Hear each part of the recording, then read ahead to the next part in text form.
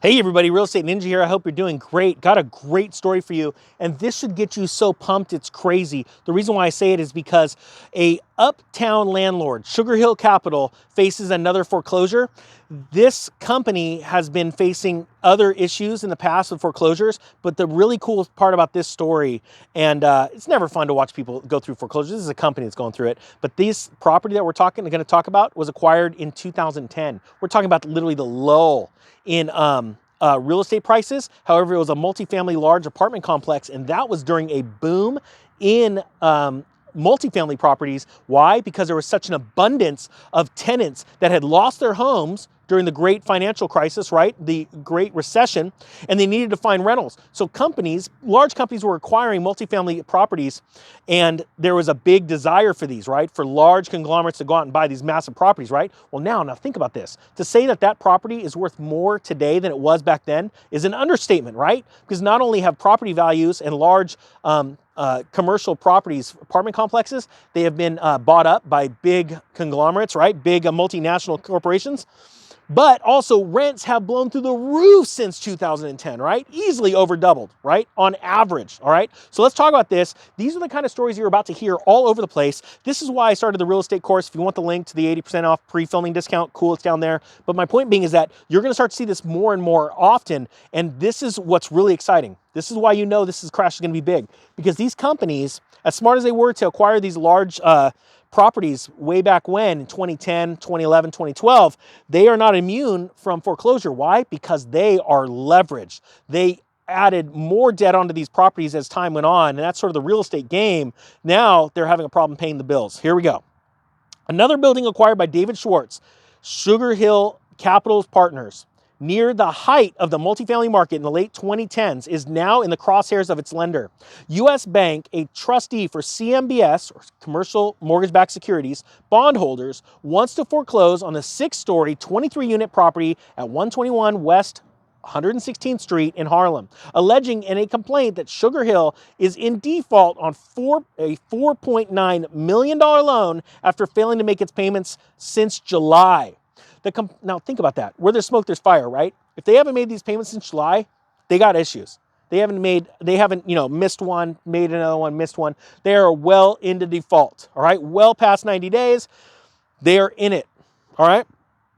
The complaint names an entity connected to Sugar Hill and several current and former employees of the firm as grantors of the loan, including Schwartz and former principal Alex Friedman, who co-founded Sugar Hill with Schwartz in 2009. Now think about it, they put this conglomerate together to take advantage of the residential real estate collapse and the commercial real estate collapse, but then the commercial real estate boom that happened around 2010, right? An affiliate of Long Island-based Arbor Realty Trust provided the loan in 2018. According to the complaint, the same year, records show Sugar Hill acquired the building for $7.5 million. The debt was assigned to the CMBS Trust in 2020, and a notice of default was issued in September of last year after the borrower had not made payments for 3 straight months. Again, like I said, after that 90 days, that's when they issue these documents and they start the foreclosure process, right? So now, today, January of 2023, we are well into it right now. And these are the things that should be getting you excited about getting ready to take advantage of this real estate crash. Because it's not just people losing their single family homes. It's going to be, and possibly, landlords that are losing their fourplexes and triplexes because they mismanage them. They over leverage. But we're talking about large properties, all right? Think about that. Think about you're about to 11x. Trust me, I'm going somewhere with that. 11. Why? Because 11's louder. It says right here, CW Capital is special servicer of the loan. Sugar Hill Capital declined to comment. Of course they did. The 18,000 square foot building was acquired by Sugar Hill as a part of a $250 million portfolio deal in 2018 for 53 Harlem apartment buildings owned by Irving Langer's E&M Management. The deal came during the boom years of the city's multifamily market before changes to state rent laws limited landlords' ability to raise rents on stabilized apartments. Now think about this. This is going to be the story across the country, especially in California and New York, where these socialistic governments are forcing landlords to cap their rents, right? Because they're trying to buy votes. There's a whole nother story to that. But the point being is that they want these affordable properties, and fees keep going up, right? Things get more expensive, even if they don't over leverage themselves. Like maintenance costs are getting expensive, right? The service industry's inflation numbers are staggering, right? There's all kinds of costs that are going up. Taxes are going up. So at the same time that the government is limiting the amount that landlords can raise rent or not raise it at all, they're still raising the taxes, right? And then we're seeing inflation through other things like services. So it's squeezing these large landlords, okay? So this is, and let alone if that's just on its own. If the landlord decides to over leverage himself and keep pulling money against the property to keep their tax base low, their taxes low because of the interest on the loan, and then take that money out tax free, that's a whole nother thing. And that's going to be a really big story, I believe, in the next 6 months in this country.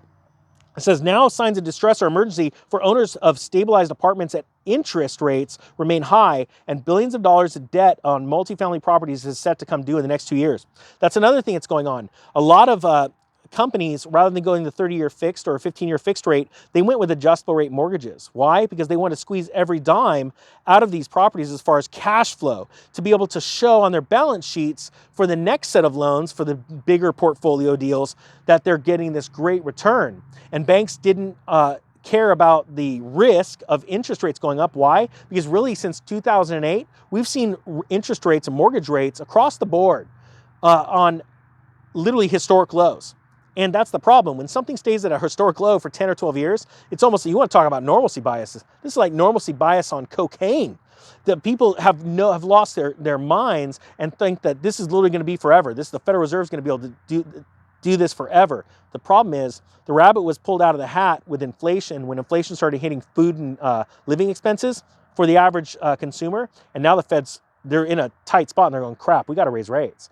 And it's going to break the backbone of the economy. Well, that's what's going on with these large institutional investors that invested in these funds that bought all these multifamily properties, and they literally refinance them at not fixed rates. You're about to see massive funds go completely belly up in the next 6 months.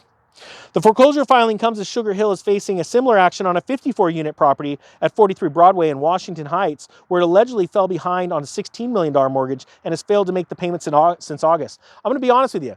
This is just speculation on my part, but I have a feeling you're about to see another property in their portfolio go through it too. And the reason why is because where there's smoke, there's fire. If they have two properties, they probably manage the third one the same way, right? So whether it be over leveraging of that property, or being on a not fixed rate and adjustable rate mortgage, and then all of a sudden seeing mortgage rates rise and they can't physically pay the payments, and they're robbing Peter to pay Paul, you know, depending on how many properties they have, you're going to see this more and more. And just because it's this company today doesn't mean it's not going to be another company tomorrow. All right, you're going to see this stuff come out in the open. And that's why this is the time to prepare for this real estate crash, to have money on the side and get ready. Have your ducks all in a row. Have your team already built, even before you buy your first property, because you want to act, because it is going to move fast. Literally, a year of a down market in real estate will go by like that, and you only have so much time to take advantage of it. That's the kind of stuff I like to put into my course. All right, guys, that being said, I thank you so much for watching. The Real Estate Ninja is out.